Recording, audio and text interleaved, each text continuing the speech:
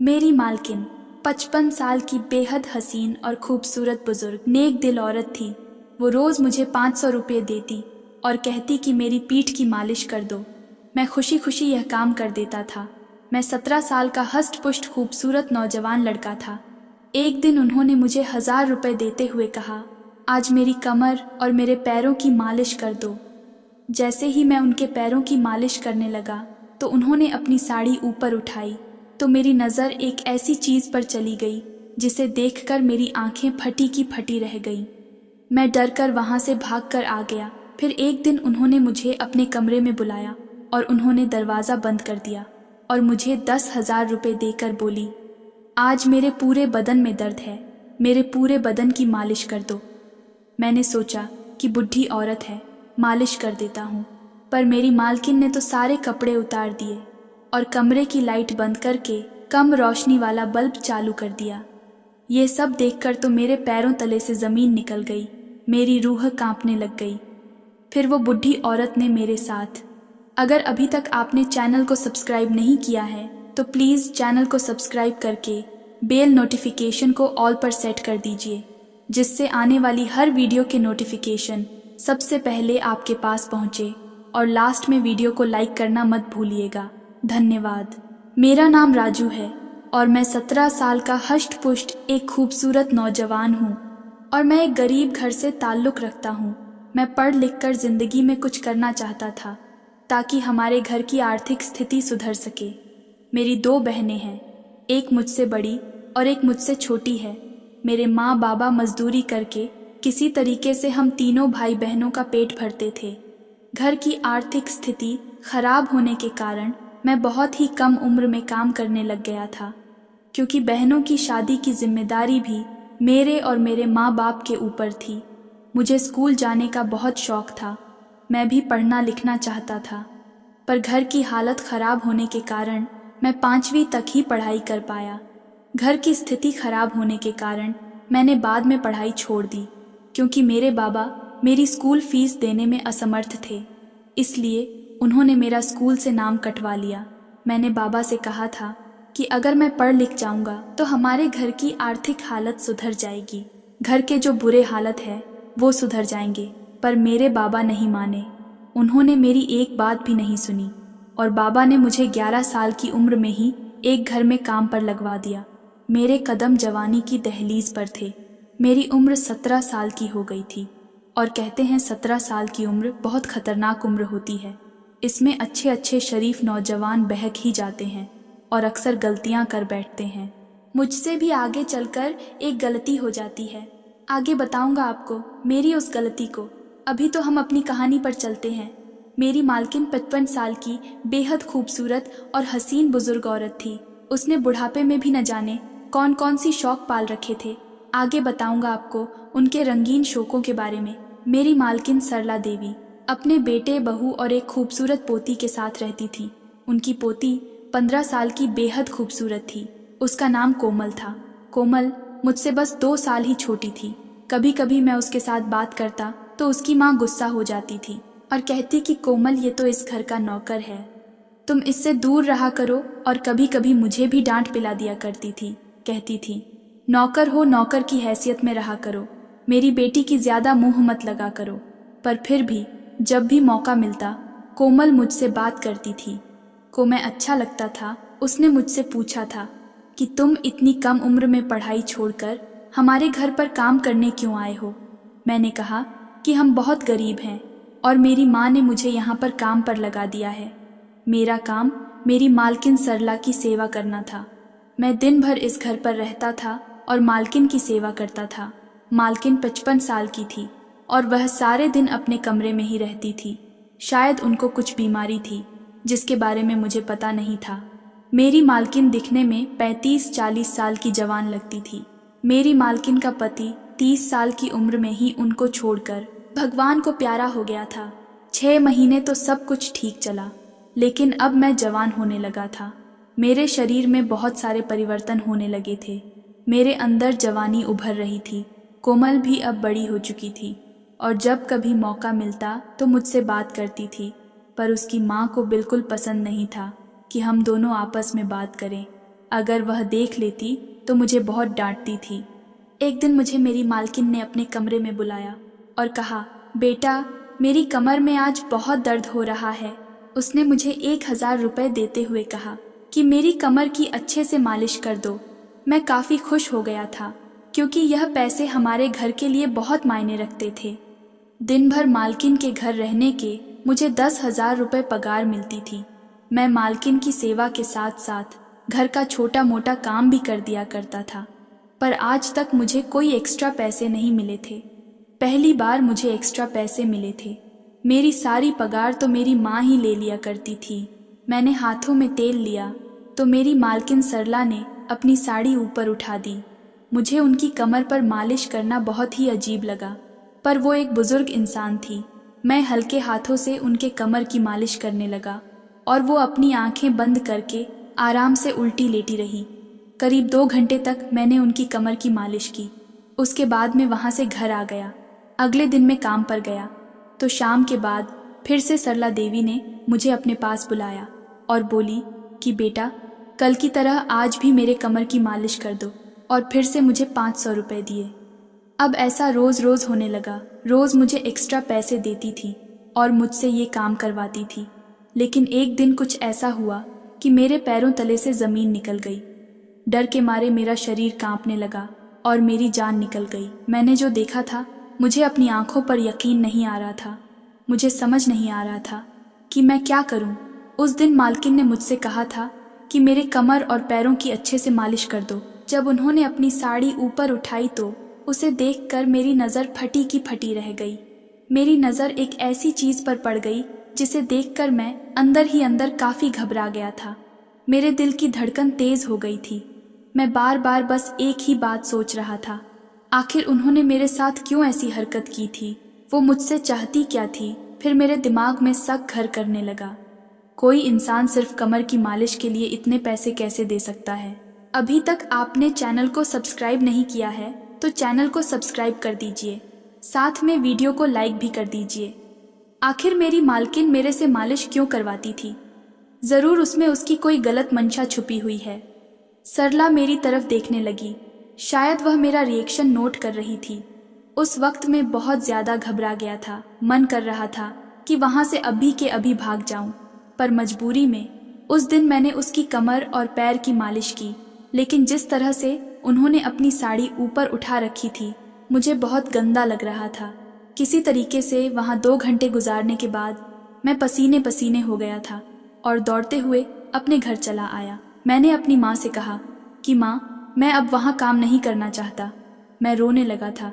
मेरी माँ ने कहा कि इस घर में रहना है तो सबको काम करना पड़ेगा। ऐसा नहीं था कि हम बहुत गरीब थे, क्योंकि हम 3 लोग काम करते थे, इसलिए अब घर के हालात सुधर गए थे। हमारे घर पर टीवी, फ्रिज, सब कुछ था। हमें अब ज़मीन पर नहीं सोना पड़ता था। हम तीनों की कमाई को जोड़कर घर अच्छे से चल जाता था। लेकिन बहनों की शादी करनी थी, इसलिए मेरी माँ और मेरे बाबा के काम कभी खत्म ही नहीं होते थे। मैं माँ को बात को समझा नहीं पाया कि आज मेरे साथ उस घर में क्या हुआ था, और अब मैं इस बात से भी डरने लगा था कि मेरे साथ कुछ गलत ना हो जाए। अगले 3 दिन काम के बहाने मैं घर से तो निकल जाता था, पर मैं काम पर नहीं जाता था और मैं इधर उधर काम ढूंढने लगा था। मुझे जो भी काम मिल जाएगा मैं कर लूँगा, पर मैं सरला देवी के पास कभी नहीं जाऊँगा। मैंने बहुत जगह पर काम तलाश किया, पर मुझे कोई भी काम नहीं मिला। 5-7 दिन रास्ते की खाक छानने के बाद एक दिन मैं निराश होकर घर को लौट रहा था। अचानक ही रास्ते में मुझे कोमल मिल गई और वह मुझसे पूछने लगी कि तुम 5-7 दिनों से काम पर क्यों नहीं आ रहे हो। मैं पिछले 6 महीनों से कोमल को जानता था और उसे अपना एक अच्छा दोस्त मानता था। मैंने कहा कि कोमल, मैं अब वहाँ तुम्हारे घर काम नहीं करना चाहता हूँ। मैं कोई दूसरे काम की तलाश कर रहा हूँ, पर मेरी माँ को इस बारे में नहीं मालूम है। प्लीज़ तुम उन्हें बताना मत, वरना वह मुझे बहुत डांटेंगी। कोमल मेरी बात सुनकर चौंक गई थी और बोली, मुझे बताओ, आखिर बात क्या है? मुझे खुलकर सब बताओ कि तुम वहाँ काम क्यों नहीं करना चाहते हो। मैंने कहा कि तुम्हारी दादी मेरे साथ बुरा व्यवहार करती है। मुझसे शरीर के उन हिस्सों पर मालिश करवाती है जहाँ करने में मुझे बहुत शर्म महसूस होती है। मैं अब चुप हो गया था। मैं इससे ज़्यादा उससे कुछ नहीं बता सकता था क्योंकि मुझे खुद पर ही शर्म आ रही थी। कोमल ने कहा कि तुम मेरी दादी के बारे में ऐसा कैसे बोल सकते हो? तुम्हारा दिमाग तो ठिकाने है। वह एक बुजुर्ग औरत है। उनके बारे में तुम्हें ऐसी बात करते हुए शर्म नहीं आती? मैं सोच भी नहीं सकती कि तुम इतने गिरे हुए हो सकते हो। मेरी दादी दिल की बहुत अच्छी है और बहुत ही नेक दिल औरत है। हर वक्त वो गरीबों की मदद करने की सोचती रहती है। वह तो हर महीने तुम्हारे नाम पर कुछ रुपए जोड़ रही है। जब तुम्हारी शादी होगी तो वो उस पैसे से तुम्हारी मदद करेंगी। बाकी तुम अपनी सोच सुधार लो और जल्दी ही घर पर काम करने के लिए लौट आओ।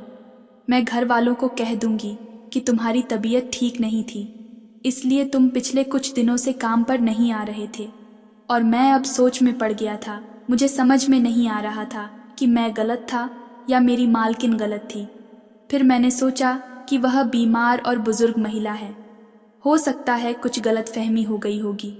मैं भी ज़्यादा सोच रहा हूँ। शायद सरला देवी भले ही जवान दिखती थी, उन्हें ध्यान ही नहीं रहा होगा, इसलिए उनसे गलती हो गई होगी। वो तो मुझे पोते जैसा समझती होगी। बेचारी मेरी शादी के लिए पैसे भी जोड़ रही है और मैं ही इतना पागल हूँ। न जाने उनके बारे में मैंने क्या क्या सोच लिया। अगले दिन मैं काम पर चला गया था। मैंने घर का सारा काम पूरा कर लिया। तभी सरला देवी ने फिर से मुझे अपने पास बुलाया और 500 रुपये देकर कहने लगी कि मेरी कमर की मालिश कर दो। लेकिन अब मैंने नोट किया कि वो अंदर कुछ भी नहीं पहनती थी। जब साड़ी को ऊपर उठाती तो उनका सब कुछ नजर आ जाता। हालांकि वो आगे पीठ करके ही रहती थी और कभी कभी ही मेरी तरफ देखती थी। मुझे यह काम करना बिल्कुल भी अच्छा नहीं लगता था, पर मुझे इस काम के एक्स्ट्रा पैसे मिलते थे, इसलिए मैं इस काम को कर लेता था। और इन 500 रुपये को मैं अपने घर वालों से छुपाकर अपनी शादी के लिए जोड़ रहा था। पगार को तो मुझे अपनी माँ और बाबा को भी देना पड़ता था, क्योंकि बहनों की शादी के लिए पैसे जो जोड़ना था। एक दिन में मालकिन की कमर की मालिश कर रहा था, तभी कोमल के पापा कमरे में आ गए। उनके आते ही मालकिन ने अपनी साड़ी को बिल्कुल सही कर लिया। अब मुझे शक होने लगा कि मालकिन मुझे दिखाने के लिए ही यह सब कुछ कर रही थी। फिर भी मजबूरी में मैं रोज़ काम के लिए आता था। लेकिन 1 महीने बाद कुछ ऐसा हुआ कि मैं सारी रात सो नहीं पाया। मेरी आवाज़ सुनने वाला उस घर पर कोई नहीं था। कोमल अपने मम्मी पापा के साथ एक शादी में गई हुई थी और कोमल की माँ ने मेरी माँ को फ़ोन करके बोल दिया था कि हम 3 दिनों के लिए बाहर जा रहे हैं और आपका बेटा राजू 3 दिनों तक हमारे घर पर ही रहकर मेरी सास की सेवा करेगा और वो घर का सारा काम भी करेगा। उसके लिए अलग से मालकिन मेरी माँ को 3000 रुपये देने वाली थी। मेरी माँ तो खुश हो गई थी और मुझसे कह दिया था कि घर का सारा काम कर देना, खाना बना देना और मालकिन की अच्छे से देखभाल करना और तुम वहीं पर रात में रुक जाना। पर मुझे बिल्कुल भी सही नहीं लग रहा था और मैं बहुत ही घबरा रहा था। मैंने कोमल को बुलाकर भी कह दिया था कि मुझे बहुत घबराहट हो रही है। कोमल ने कहा कि मेरी दादी जी बहुत ही नेक दिल औरत है, तुम्हें डरने की कोई ज़रूरत नहीं है। वह तुम्हें अपने पोते की नज़र से देखती है। मैं कोमल से कह नहीं पाया था कि वह मेरे साथ रोज़ क्या करती थी। उनकी गंदी हरकत से मैं परेशान हो चुका था और 3 दिन मुझे उसके साथ बिताने थे। कोमल की मम्मी पापा चले गए। उसके जाते ही मैं रसोई में जाकर खाना बनाने लगा। खाना बनाते ही मालकिन ने मुझे अपने पास बुला लिया। उसने कहा कि बेटा, आज मेरी तबीयत बहुत ख़राब है, आज तो तुम मेरे पूरे शरीर की मालिश कर दो। उन्होंने 10,000 रुपये निकाले और मेरे हाथों में थमाते हुए कहने लगी, आज तुम्हें मेरे पूरे शरीर की अच्छे से मालिश करनी है। मेरा पूरा शरीर टूट रहा है। चलो पहले खाना खा लेते हैं, फिर तुम मेरी मालिश करना शुरू कर देना। मैं दिन भर के काम से आज बहुत थक चुका था और मुझे रात को उनकी सारी रात मालिश करनी थी। क्या मैं इंसान नहीं हूँ? मुझे भी तो नींद की ज़रूरत है। लेकिन 10,000 रुपये देखकर मेरे मन में लालच आ गया। मैंने उनसे पैसे लिए और कोमल ने मुझे बार बार कहा था कि उसकी दादी एक नेक दिल औरत है। लेकिन फिर भी न जाने क्यों मुझे अंदर ही अंदर बहुत ज़्यादा घबराहट हो रही थी। मेरा दिल बहुत ही अजीब तरीके से धड़क रहा था, क्योंकि आज रात घर पर हम दोनों ही थे। खाना खाने के बाद मैं डरता हुआ उनके कमरे के अंदर गया। मेरा गला बिल्कुल सूख रहा था। मेरी सांस बहुत तेज चलने लगी थी। मेरे अंदर आते ही मालकिन ने कमरे की लाइट बुझा दी थी और डिम लाइट जला दी। उसके बाद वह मुझे तेल पकड़ा दी और फिर कुछ ऐसा किया कि मेरे होश उड़ गए हैं। मालकिन ने अपने सारे कपड़े उतार दिए। उनकी हालत देखकर मेरी तो हालत बहुत ख़राब हो गई और मैंने इस हालत में उनकी मालिश करने से मना करने लगा। मैंने कहा, पहले आप कपड़े पहन लो, उसके बाद मैं आपकी मालिश करूँगा। उन्होंने मुझे मारने की धमकी दी तो मैं डर के मारे उनकी मालिश करने लग गया। वो मालिश के मज़े ले रही थी। पहले तो उल्टा लेटी हुई थी, फिर थोड़ी देर बाद वह सीधे लेट गई। अब उनकी हालत देखकर मेरा तो जी ही निकल गया था। आज से पहले मैंने कभी भी किसी औरत को इस हालत में नहीं देखा था। वो मुझे डरता हुआ देखकर मुस्कुराने लगी। अगर अभी तक आपने चैनल को सब्सक्राइब नहीं किया है तो प्लीज़ चैनल को सब्सक्राइब कर दीजिए, साथ में बेल नोटिफिकेशन को ऑल पर सेट कर दीजिए और हाँ, वीडियो को लाइक करना मत भूलिएगा। वो मुझसे शरीर के सब हिस्सों की मालिश करवा रही थी क्योंकि उन्होंने कहा था कि मेरे पूरे शरीर की मालिश कर दो। मेरा दम बिल्कुल घुटने लगा था, लेकिन सरला ने मुझे हाथ नहीं लगाया। उसने मेरे साथ कुछ भी गलत हरकत नहीं की थी। करीब 1.5 घंटे मालिश के बाद वो बोली, अब तुम जाकर सो जाओ। मैं उनके कमरे से बाहर आ गया, लेकिन मेरे अंदर एक अजीब सी हलचल होने लग गई थी। मैं दरवाजे के बाहर खड़ा था और मेरी सांसें बहुत तेज चल रही थी। मैं जवान हो चुका था और मेरा मन कर रहा था कि मैं उनके कमरे में फिर से चला जाऊं। मेरे अंदर एक नशा छाने लग गया था। ये कैसा जादू था जो मुझ पर छा रहा था। मैं अपने कमरे तक ना जा सका और उनके कमरे में वापस आ गया। सरला देवी मुझे देखकर मुस्कुराने लगी और बोली, आओ मेरे पास। मैं उसके पलंग पर चला गया। उसके बाद उसके कमरे में जो कुछ भी हुआ पूरी रात में चीखता रहा। यह मेरा पहला अनुभव था। आखिर सरला ने मुझे अपने जाल में फंसा ही लिया। शायद वह यही चाहती थी कि मैं खुद उसके जाल में फंस जाऊं। वो तो बस दाना डाल रही थी और मैं बेवकूफ़ उसके जाल में फंस ही गया। अब वह रोज़ रोज़ मेरा शोषण करने लगी थी। जवानी के जोश में मैंने एक गलत कदम उठा लिया था। मुझे नहीं पता था कि मेरा यह कदम मुझे एक दिन अपने घर वालों से दूर कर देगा। अब मैं अपनी मालकिन सरला देवी से बहुत ज़्यादा परेशान हो गया था और मैं उनसे आज़ादी चाहता था। इसलिए मैं अपने घर वालों को, उस मालकिन को और कोमल को छोड़कर उस शहर से भागकर और दूसरे शहर में आ गया हूँ और आज एक अच्छी ज़िंदगी जी रहा हूँ। कभी कभी मुझे कोमल की और मेरे घर वालों की याद आती है, पर मैं अब उस जगह वापस नहीं जाना चाहता था। कभी कभी कुछ लोग अपने स्वार्थ के लिए दूसरों का गलत इस्तेमाल करते हैं, उनकी मासूमियत का गलत फ़ायदा उठाते हैं। मेरी मालकिन ने भी मेरे साथ यही किया था। खैर, जो कुछ मेरी मालकिन ने मेरे साथ किया था, भगवान उनको सज़ा देगा। कहानी कैसी लगी कमेंट करके ज़रूर बताइए और चैनल को सब्सक्राइब नहीं किए हो तो प्लीज़ चैनल को सब्सक्राइब कर दीजिए। मैं मिलती हूँ आपसे एक और नई कहानी में। तब तक के लिए धन्यवाद।